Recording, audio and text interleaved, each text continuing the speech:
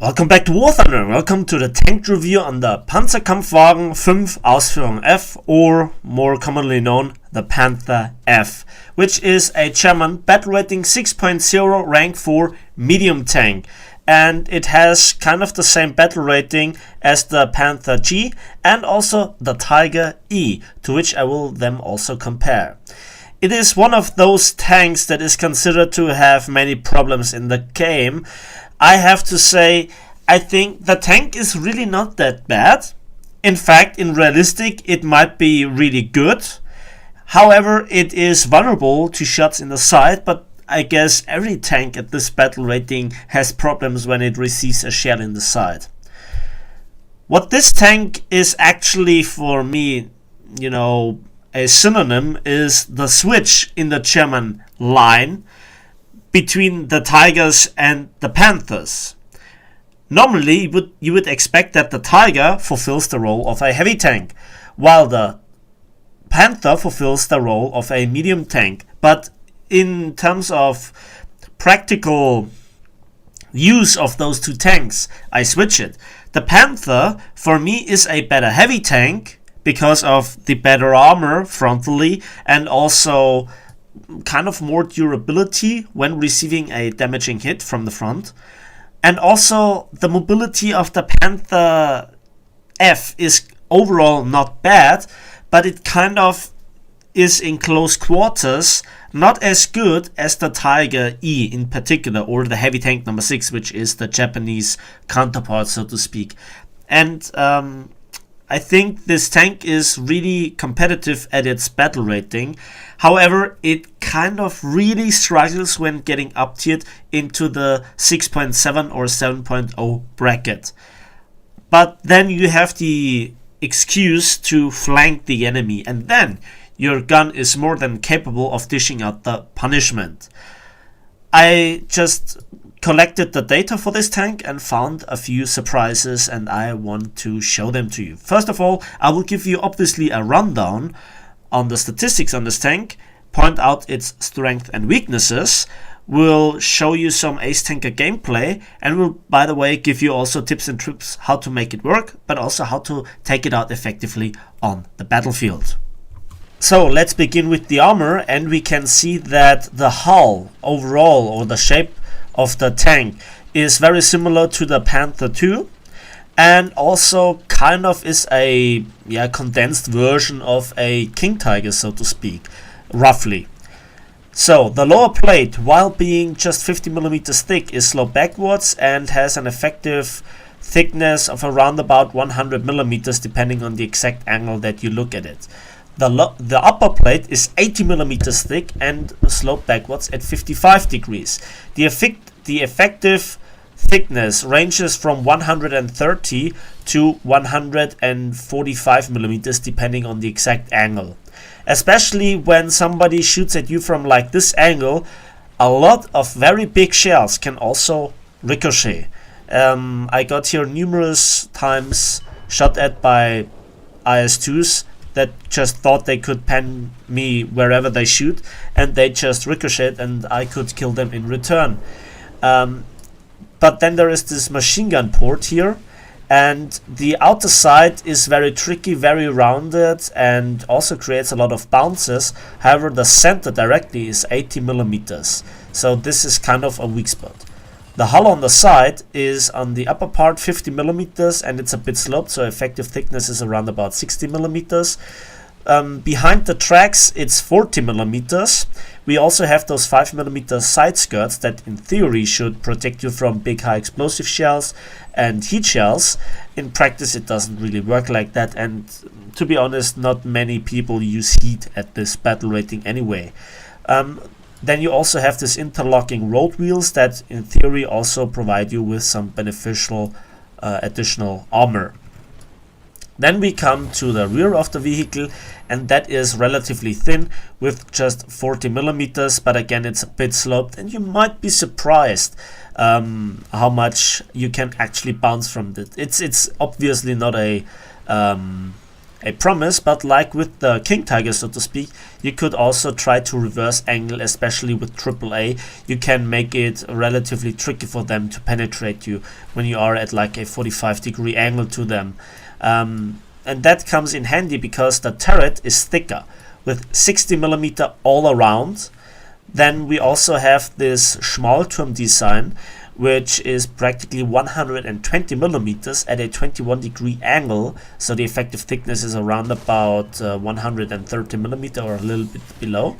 On long distances, it's amazing how much shells actually don't go through, and also how much hit the very, very big gun mantle that just doesn't let anything through. 300mm, very steeply sloped and completely round, and also how much hits the side here. In comparison to the Panther G, the cupola is relatively small and more difficult to hit, so it's lower and it's also more rounded. But we also have those rangefinders that actually are part of the hitbox. 60mm if you hit them center on, and when you have an APHE shell, it then ricochets inwards and detonates in the middle of the turret. One final thing to note from the armor from the front is you might think that you are safe from like 40mm Bofors AAA, but that's not completely true. The hull itself is safe. However, there is this small, and I turn off the armor view here so that you probably can look at it a bit better. I'm not sure if you can see it. It's even in full picture difficult to see, but there is a very small turret ring gap here. And it is a bit sloped downwards, so shells can hit it, and there we can see it. It is 73 degrees slope backwards. Shells ricochet downwards when they exactly hit there. If you try a fancy shot, this might be your chance. It's a very small target, but it has happened numerous times when AAA shot at me from the front. So it's kind of not nice to give away this secret. Then we also have the top of the vehicle, 25mm on the hull and 40mm also on the cupola and the turret. Roof is really nice. However, I had an example today where somebody was continuously shooting me with 20mm Aiden cannons directly from above, so they went through and set the engine on fire. But for normal guns, it's kind of unlikely. But again, bombs, rockets, and relatively big guns, 30mm for example, 37mm armor piercing shells will go through. Yeah, that's it with the armor. Let's have a look at the inside, and we can see that we have indeed so much ammunition. 82 rounds total of ammunition, all displayed here in the tank, literally everywhere. We have this horizontal ammo racks on the side, like on the King Tigers or the Panther Fs, very similar. We also have those 4 upstanding ammo racks, kind of to mid-tier British tanks. You should empty them. Overall, you can carry around about, if I'm not mistaken, 30-35 shells in total, and you will empty those ammo racks. And I would highly recommend it. Overall, you don't need that many rounds anyway. Then we have also this transmission that protects again the machine gunner and the driver who sits in the front. So when you penetrate the lower plate, this will absorb a lot of shrapnels. And yeah, because you have 5 crew members in total, of which 2 sit in the front, you actually can survive a turret penetration with an armor piercing high explosive shell.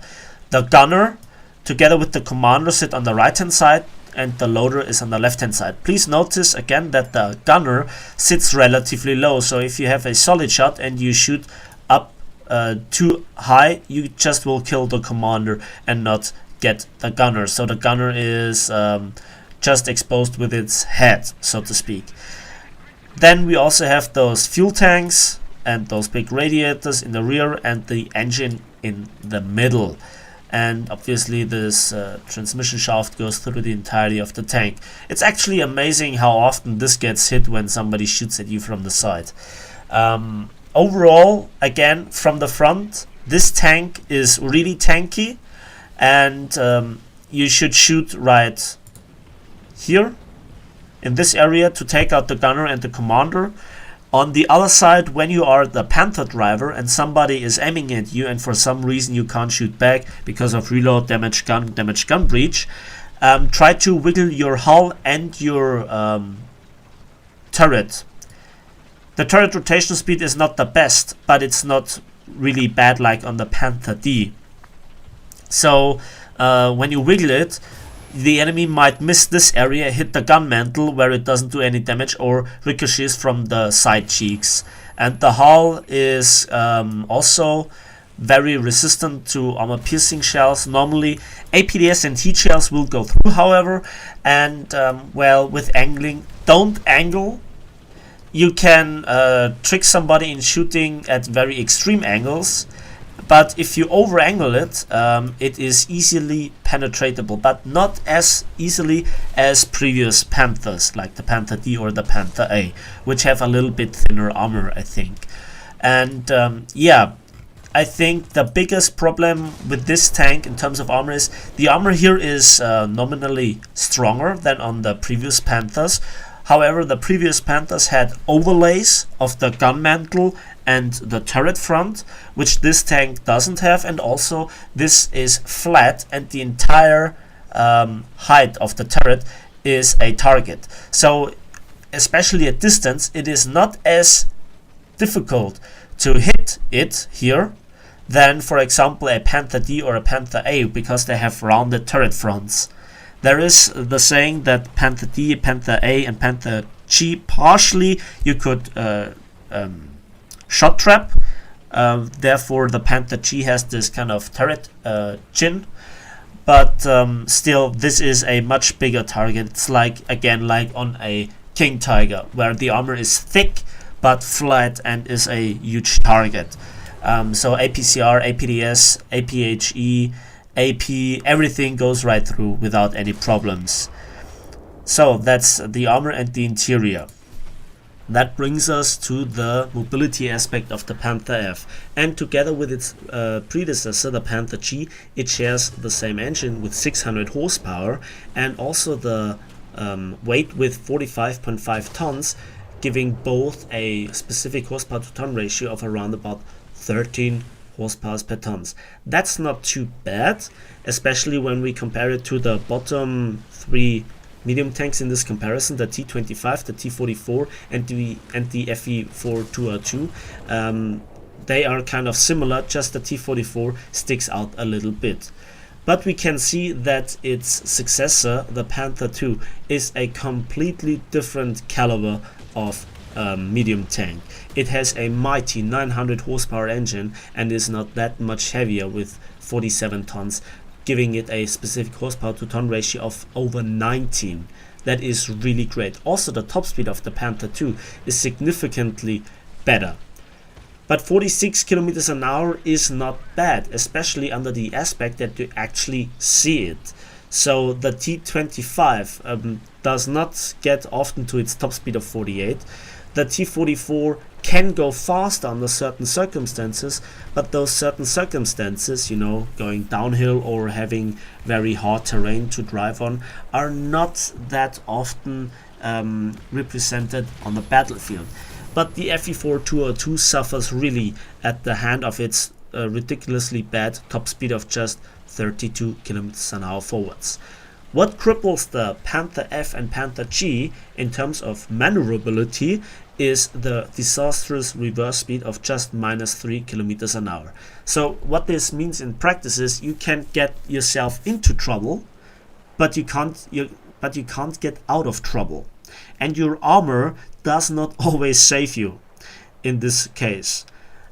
You have neutral steering, but it kind of, you know, is also very slow, and sometimes you just simply have to reverse, and that takes ages. Now here I want to come to the aspect of changing the roles between the heavy tank number 6 and the Panther F. While the heavy tank number 6 has a lower horsepower to ton ratio, it feels more agile in close quarters, which is surprising, but it seems like the ground resistance stats are better. I have driven the heavy tank number 6 for such a long time that I was actually kind of surprised that the Panther F can't keep up with it. But overall, you know, both tanks are not immobile. Let's put it that way. The aspect that really sets the Panther apart in this comparison is its immensely improved reverse gear of minus 14 kilometers an hour. That is just amazing. So I think that's enough theory crafting about the mobility. Let's come to the business end of the tank. Let's talk about the gun. And the gun is a slight surprise because it is a 75mm KWK 40 or Kampfwagenkanone 44. Together with its predecessor, the Panther G, it can carry up to 82 shells, which makes it the second highest amount of ammunition. Just the heavy tank number 6 can carry more, but again, this is a heavy tank. This is, in this comparison, the lowest caliber, and so you can expect actually a good rate of fire. Well, the T-44, the heavy tank number 6 and the Panther G all share a 7.4 second reload for an A screw. The Panther F, which has the KWK 44 and not like its predecessor the KWK 42, let's sink the reload rate by nearly 10% to 6.7 seconds. That gives it kind of the reload rate of the 20 pounder on the FE4202 with 6.3 seconds. The difference is just around about 6.3%. That is really decent and a fresh surprise, as now it feels like you have an advantage for having the lower caliber. The turret rotation speed is a different topic. 13.7 degrees per second is significantly worse by 25% roughly compared to the Panther G, but it's nearly 25% faster than the Panther II and around about 10% faster than the heavy tank number 6. But it is significantly lower than the FE4202 and does not even come close to the T25s and the T44's fantastic nearly 22 degrees per second. So that tells us a lot. So it is kind of faster than the heavy tank number 6 and the Panther II, but it doesn't come close to the other heavy tanks. And so, or the medium tanks, I'm sorry about this. And so you kind of get a feeling where this tank stands. You have a decent turret traverse speed and a higher rate of fire than your predecessor and your successor as well. So keep that in mind. When we look at the Panther II, it has a reload rate nearly 2 seconds longer. So the transfer from the Panther F to the Panther II kind of feels significantly different to what you felt from the Panther G to the Panther F. So it kind of feels like 2 steps backwards. But the Panther II has a significantly different firepower with its long 88 with 235 millimeters of penetration on its stock shell. So speaking about shells, we have here 3 shells that we must compare. The first shell type that I want to talk about is the Sprenggranate 42, which is a high explosive shell. 700 meters per second muzzle velocity is not the greatest, and just 10 millimeters of penetration against any angle at any distance is not really great. But there might be one exception to use it, and that might be again AAA trucks or maybe even splashing Hellcats, because we will come to this in a moment. The second shell type is the Panzergranate 39-42, which is an APHE shell. And with 935 meters per second, it is easier to aim than the short 88, but not that easy like the long 88. The TNT equivalent of the high explosive filling is with 28.9 grams, the lowest in this comparison for all the tanks that have high explosive filling. But the penetration, on the other hand, is one of the highest with 187 millimeters. Just the FE4202 is in this respect better with its solid shot. what is this shell? How good is it? Well, you have to aim for the crew compartment.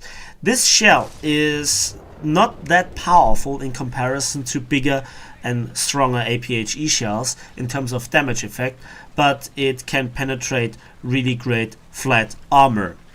And I have to say that penetration is significantly stronger than, for example, the short 88 with its Panzergranate 39, which has 165 millimeters of penetration. So you can penetrate all opponents that you potentially can face. Just in an up tier you might struggle, especially against something like T-29s, but they still have weak spot like the machine gun port or the lower plate, and you still might get a critical damage there, but you should not count on it. Overall, this is a good shell, it is your stock shell, and it should be the shell that you mostly take into battle, because you can deal with like 95 to 99% of all opponents. And if you have problems with an opponent that you can't penetrate with this shell, you should consider to disengage in the first place.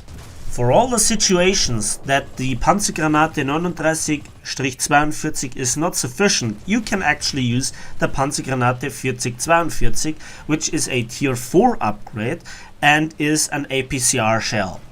With 1120 meters per second, it is easier to aim than the APHE shell and serves you better in terms of raw penetration against flight armor with up to 226 millimeters. That is again a little bit better than, for example, the APCR on the Tiger E, but the damage output of this shell is not really great, and also the usage against sloped armor is more than questionable. In fact, it's outright bad.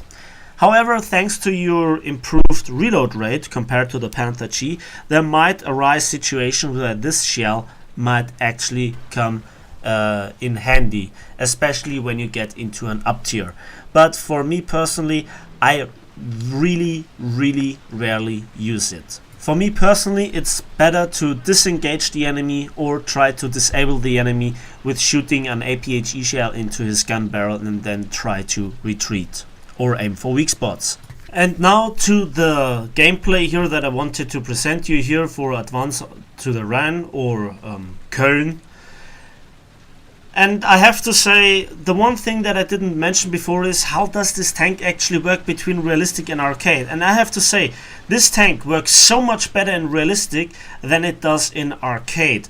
In arcade, it's kind of a tank that lets you feel that T-34-85s walk over you. Here in realistic, however, you can make a stand. Again, this is kind of why I get the heavy tank feeling with this tank more than in arcade. And overall, the tank is not really that bad. And I mean, look at the speed. We're going here around about with 30 kilometers an hour. We accelerate past it, but then we always have to turn again. And the turning is what really slows this tank significantly down, more than any other medium tank in this respect. And this is again a battle that I try the flanking maneuver before I go for the actual objective. It is no use that I now run directly for the objective and die early on. By the way, the previous battle, if you wanna have a look again at it, I made a comment that you should have a look at the minimap, how the team works together. And in certain situations, I actually waited for my team to keep up with me so that we can steamroll the enemy. But again, you must not let down your own situational awareness. Yes, there is strength in numbers, but also you must not get rid of your individualism. Sometimes it is you who looks at the danger or who spots the danger first, and then you have to react. You have to throw your tank with your strongest armor pointed towards the enemy in the way to protect your teammate. And even if you catch a shell sometimes, your teammate then has time to react. Most of the time, a team member that is alive and works together with you is more useful than you having actually a better tank in certain scenarios. I know this is very theoretical, but it has proven itself, and the more and more I try it, the better it actually works out. If you go alone like this, like I'm doing right now, it is always risky. It can always be very, it can end very fast, let's put it that way. However, in this battle, I got away with it. And what I'm doing here is kind of putting myself again between the enemy's spawn point and the theoretical front line, kind of in the middle of the map. It works out very well, and even if I die at the very end, I mostly make 3 or 4 kills, and that is more than I would make if I just would drive in. Nice kill here on the Su-152. Again, for the crew, the APHE shell is sufficient, but the modules really, you don't blow up ammo racks that often, let's put it that way, except if you directly penetrate them. And as tough as certain tanks are from the front, like this M4 A3 E2, from the side, they still will die. The same goes for you. The problem that you have with the ammunition is that it is very well advertised, and it's kind of the same form for all the Tigers, King Tigers and Panthers, and even Panther Fs. You have to always shoot a little bit in front or behind the middle of the turret in the hull, and you hit an ammo rack for sure. Now this poor fella here had no chance. I surprised him from behind and have now really nice side shots. I can take my time. 3rd kill just like that, and I never received a shot in the first place. The one thing that I should mention is it is always dangerous to go up against AAAs. As you can see here, this guy shot trapped a shell into my gunner from the front. He didn't penetrate my side, but he hit the gunner. And as usual with all tanks in War Thunder, the first person in your tank that dies is your gunner, despite having the maximum health on any crew member. It doesn't matter, it's always the gunner. This is not really a joke, as it is just experience. The next thing is, this tank can be resilient to kind of bombs more than some other medium tanks. And I had a very nice double kill here, giving me the ace just like that. And we crushed the enemy team really hard. I could have been surprised by this Comet 1, but he got taken out by the Nashorn from behind. Yeah, this long 88 really is painful in the back, I have to say.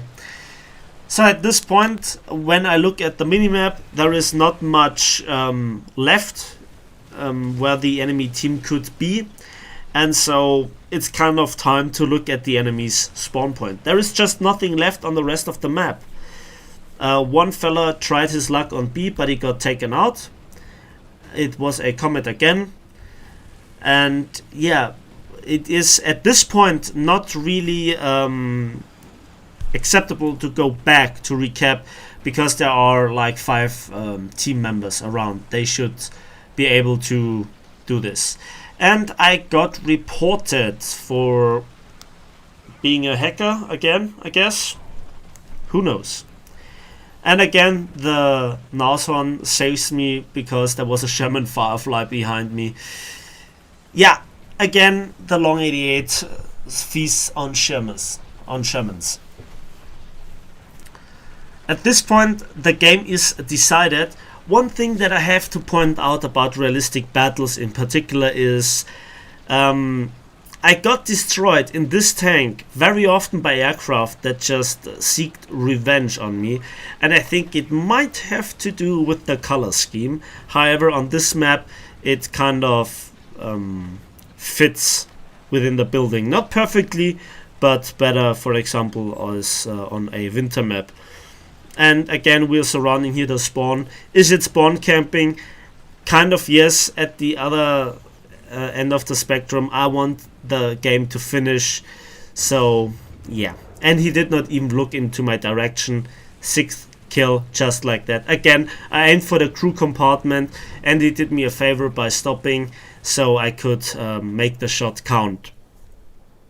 And again, that's actually the battle, and now we're just waiting for somebody else to respawn, or the planes to get shot down or crash or whatever, or actually the cap zone to be capped by our team. But before the cap zone is really finished, or before the points tick down, I drive again here and make a nice snapshot and kill this T-20, giving me my 7th kill, and that ends the battle. And watch this! Again, my gunner got taken out by shot trap. Yeah, this is how this shot trap works against AAA. It's really annoying, and it is a weak point that I did not expect to see on this tank. But I digress. Let's have a quick look at the post-battle results. Clean, we got 7 kills, and we got 41,000 silver lines, 3,170 research points, and that put us on top of the team with nearly 1900 score points. So that's it with this tank review. At the end of the day, I like the Panther 2, but I guess it has a not so good reputation because the Panther 2 has actually such a very good reputation. The mobility is improved, the maneuverability is improved, the firepower is improved. Overall, the Panther 2 just lets you drive on the battlefield with more confidence, and then you don't have that many arguments to drive out the Panther F again. But the Panther F is still capable of dealing out damage and taking it at least from the front. So that's it for me today. Thanks for watching, thanks for listening. I hope you liked the tank review. Let me know if it was helpful for you, and what are your experiences with this tank. Do you agree? Do you disagree? And we will see each other on the battlefields of War Thunder.